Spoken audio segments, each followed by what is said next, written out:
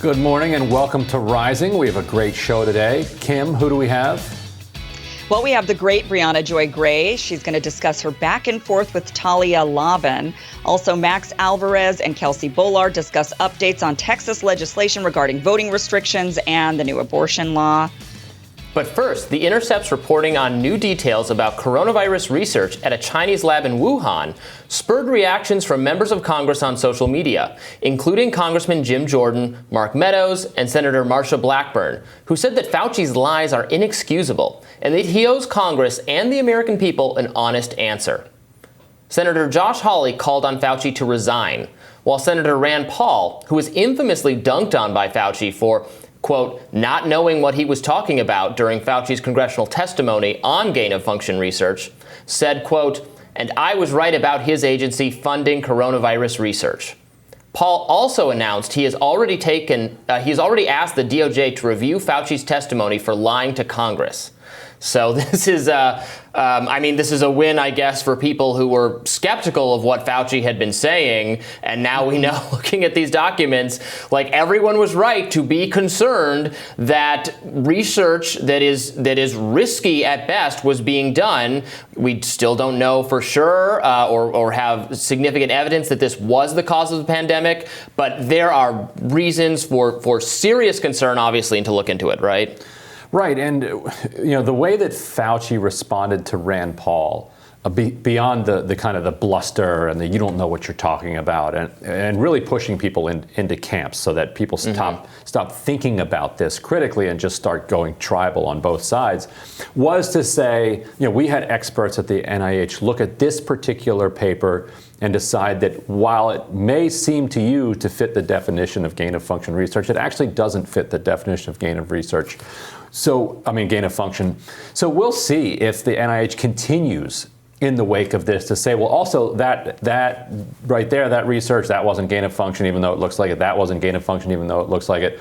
And then there's the wild part from the Intercept reporting, and there are more stories to come, that there was actually another lab in Wuhan where this work was going on. So I wonder if he's going to say, well, sure, at the virology lab, we weren't. You didn't ask about the... Right, it's semantics. I mean, so much of what Fauci talks about is semantics. Yes, it wasn't going on at the Wuhan Institute of Virology. It was going on at the Wuhan Lab for Animal Experimentation, or whatever it's called. Same thing with the gain of function argument is an argument about semantics. If you want to classify this as gain of function, whatever, the point is we shouldn't be doing this. What do you think, Kim?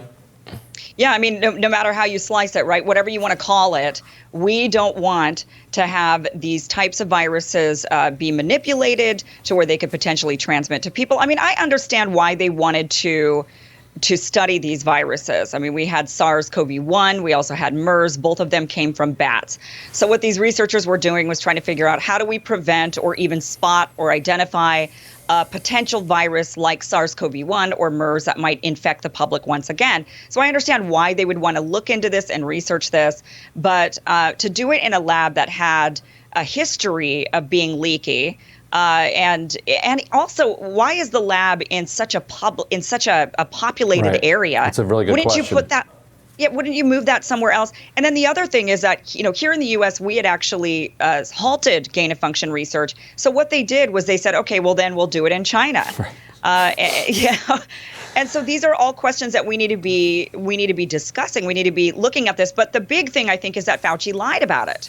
Yeah, and he has constantly acted as if asking him about this is like a waste of his time or something, because he's so important. He's such a vital bureaucratic figure. And how dare you, the citizen, vis-a-vis your elected representatives, put this question to him. He's the bureaucracy. He's the expert. He is the science. You can't. There's something. You're a conspiracy theorist, or if you're probing this kind of thing, and that's been kind of this underlying theme of the pandemic. That we're not supposed to question or scrutinize the people who supposedly know better than the rest of us. And I think Fauci really kind of represents that tendency. And now we're seeing why that tendency is reckless if it is not kept in check by public accountability.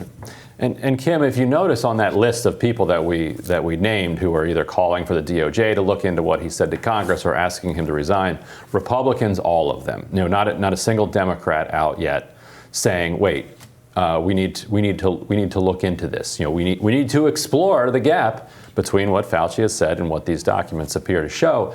What's it going to take, you think, to get Democrats to speak out about this? Or has Fauci become so identified with science itself and with a Democratic response to the pandemic that they're now just incapable of criticizing him? Well, obviously they're incapable. I mean, look at what happened with Andrew Cuomo, covering up nursing home deaths, and yet Democrats still didn't go after him for that. They instead had to find something else. And, so I think with Fauci, the only way that Democrats would turn on him is if he had some sort of sexual scandal, I suppose. But that's the only way. They're not willing to go after anyone when it comes to their response to the virus. And we've seen that if they were going to go after anyone, it would have been Andrew Cuomo. So I don't have any thinking that they're going to start going after Fauci. This is definitely tribal. It's looked at as political. The Republicans are going after Fauci. The Democrats are protecting him. It's interesting. Had Fauci been more of a buddy with Trump, this would be the opposite, possibly. Right.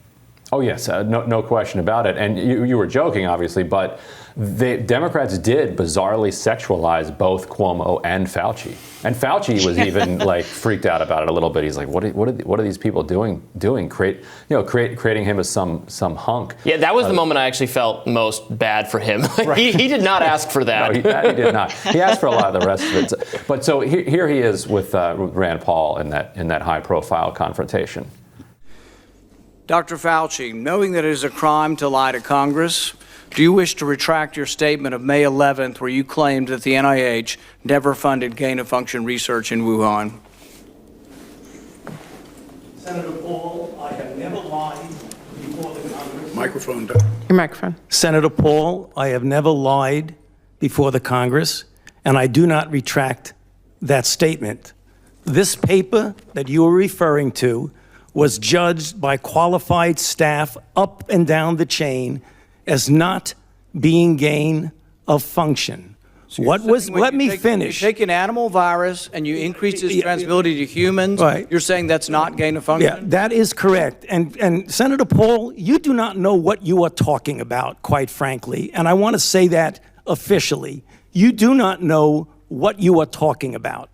Okay, you get one person. Let's read from the NIH definition of gain of function. This is your definition that you guys wrote. It says that scientific research that increases the transmissibility among mammals is gain of function.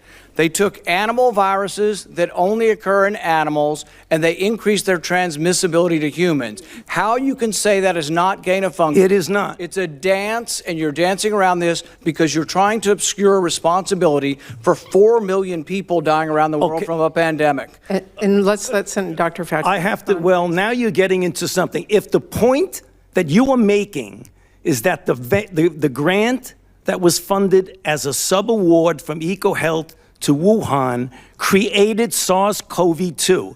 That's where you are getting. Let me finish. We don't know. Well, we don't wait know a minute. If it did come from the lab, but all the evidence is pointing that it came from the lab, and there will be responsibility for those who funded the lab, including yourself. I totally This committee will allow the witness to respond. I totally resent the lie that you are now propagating, Senator.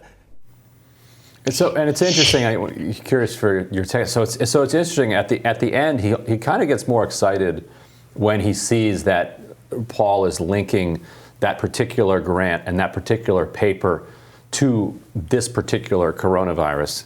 It's like in the beginning, he's kind of bluffing his way through, but then when he gets that, he feels more confident, as if he suspects there might be some gray area in the former, but not so much in the latter. And then he later says, no, it's molecularly impossible that particular petri dish, could have, led to this particular pandemic. And I think two things can be true. I think Rand Paul, I'm sure, doesn't know what he's talking about when it comes to virology, but also Rand Paul seems to be correct in that exchange. I don't know. What do you think, Kim? Yeah, I mean, I don't think you need to be an expert in order to call this out and to question it. So right. I don't think, Rand Paul is a medical doctor, but I don't think he needs to be an expert in virology necessarily to say, hey, what are you working on over there? And by the way, what you're working on might be really, really dangerous. So, that is, again, it's a question that I think all of us need to be asking. We need to be investigating this further.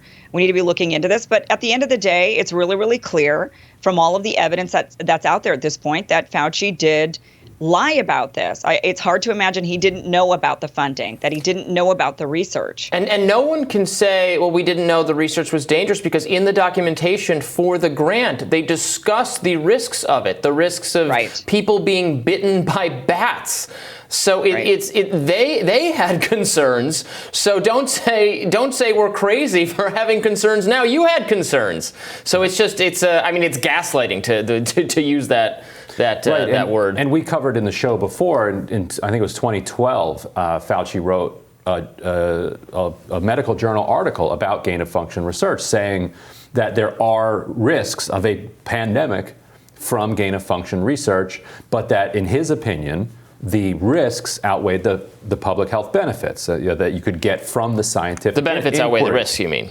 The benefits outweigh the risk, and that therefore it ought to be done. But he acknowledged that it was a live controversy. Right. So it's not as if this isn't something that they've been. But to my knowledge, none of the vaccines, none of the therapeutics are really that we've had to deal with, that we've come up with to deal with COVID, have really had anything to do with gain-of-function research, right? And that's the other thing. And from a layman's perspective, there are a ton of diseases and viruses and infections that they have not solved yet. Right. And so that's A. B, they now have this mRNA technology that over a weekend, once they have identified a new virus, can create a vaccine. Like they created that one in Germany in 24 hours or something, like once the Chinese had uploaded the code to it.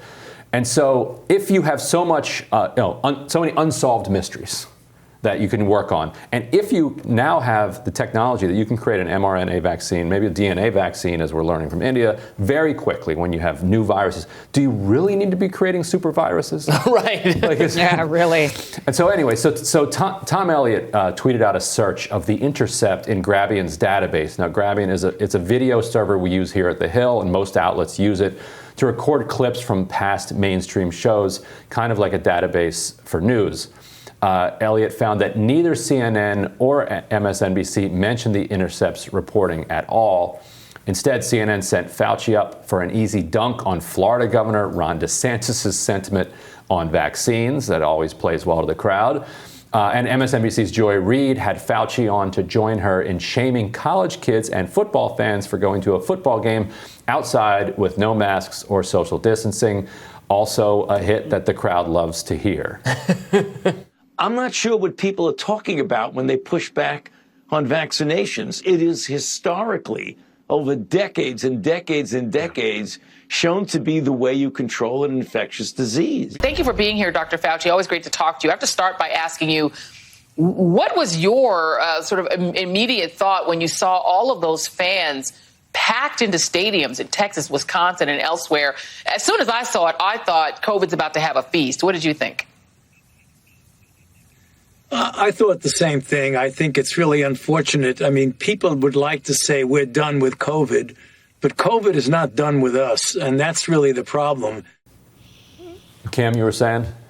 Yeah, well, I mean, he's just, it's them not asking him about this just kind of plays to how this whole pandemic began and how they treated the entire lab leak theory from the beginning. And so it'll be really interesting to see if suddenly the lab leak theory is once again a conspiracy theory that we're not allowed to talk about.